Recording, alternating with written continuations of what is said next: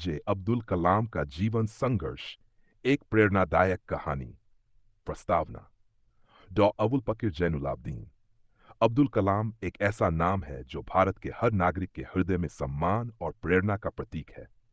एक छोटे से गांव से निकलकर मिसाइल मैन और फिर भारत के राष्ट्रपति बनने तक की उनकी यात्रा कठिन संघर्षों और अटूट संकल्प से भरी रही। उनका जीवन हर उस व्यक्ति के लिए मिसाल है जो सपने देखता है और उन्हें साकार करने के लिए मेहनत करता है। प्रारंभिक जीवन और पारिवारिक पृष्ठभूमि।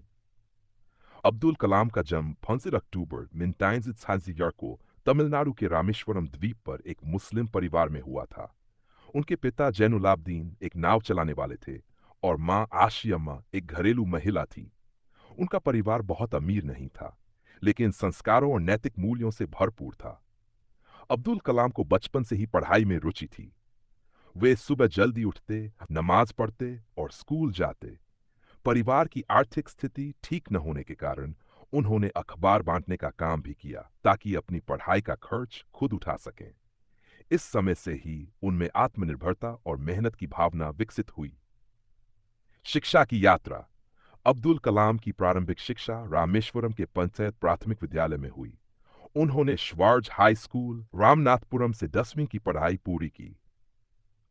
आगे की पढ़ाई के लिए उन्होंने सेंट जोसेफ कॉलेज त्रिची में दाखिला लिया और भौतिकी विषय में स्नातक की डिग्री प्राप्त की। इसके बाद उन्होंने मद्रास इंस्टीट्यूट ऑफ टेक्नोलॉजी से एरोनॉटिकल इंजीनियरिंग की पढ़ाई की। एमआईटी में दाखिला लेना उनके लिए आसान नहीं था।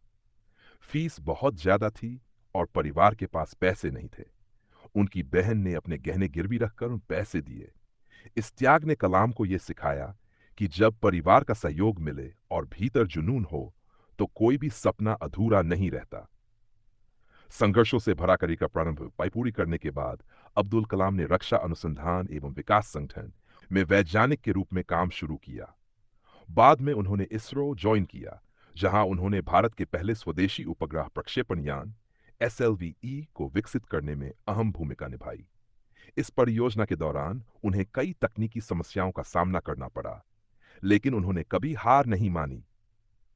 उनके नेतृत्व में नाइजेंशी में भारत ने सफलतापूर्वक रोहिणी उपग्रह को अंतरिक्ष में प्रक्षेपित किया। यह भारत के वैज्ञानिक इतिहास में एक महत्वपूर्ण उपलब्धि थी।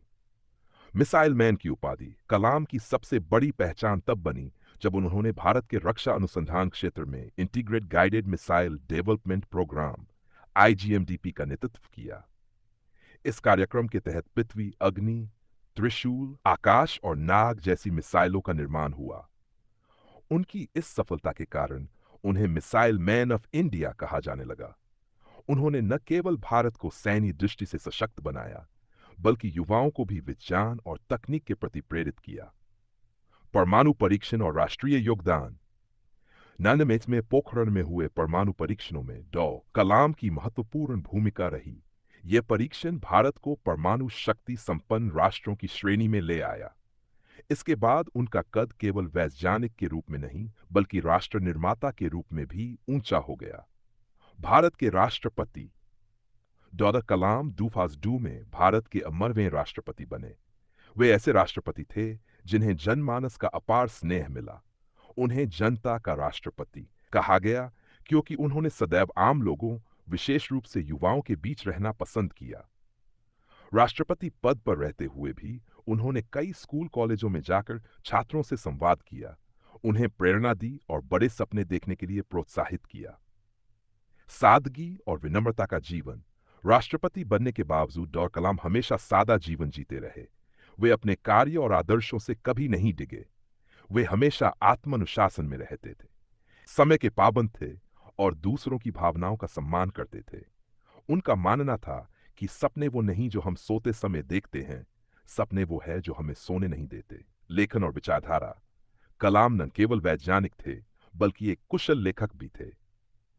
उन्होंने कई प्रेरणादायक किताबें लिखीं, जिनमें wings of fire, ignited minds, India डोसी ध्वनि और माय जर्नी प्रमुख हैं। इन पुस्तकों ने लाखों युवाओं को अपने सपनों को साकार करने की प्रेरणा दी। अंतिम क्षण और विरासत। डॉ अब्दुल कलाम 2 जुलाई 2005 को शिलोंग में IM में एक लेक्चर देते समय दिल का दौरा पड़ने से निधन हो गया। वे अंतिम समय तक सक्रिय रहे और शिक्षा का दीपक जलाते रहे। उनकी मृत्यु ने पूरे देश को शोक में डुबो दिया, लेकिन उनकी प्रेरणाएं आज भी जीवित हैं। उनका जीवन हमें सिखाता है कि कोई भी बाधा इतनी बड़ी नहीं होती जिसे मेहनत, लगन और आत्मविश्वास से पार किया